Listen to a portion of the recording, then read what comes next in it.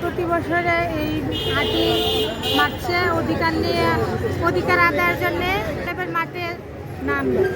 আমরা কোনো অধিকার পাই না, সরকারের কাছে অনেক দাবি দাবা করি, কোনো দাবি দাবা পূরণ করে না। প্রতি বছর আমরা নারীরা নামতে হয়। আমরা কর্মজীবন অনেক কষ্টে আছি, কিন্তু তার বিনিময়ে আমরা কিছু পাই না। তার বিনিময়ে আমরা কিছু পাই না, শুধু লাঞ্ছিত। তাই আমরা অধিকার নিয়ে সবার অধিকারের সাথে সংযোগ করে নামলে কেউ আমাদের অধিকারের প্রতি গুরুত্ব দেয় না।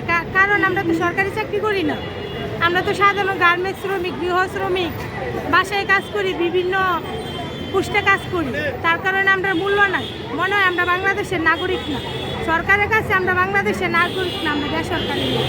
আর যারা সরকারি চাকরি করে তারা হচ্ছে সরকারি লোক, তারা বাংলাদেশের নাগরিক, বুঝছেন?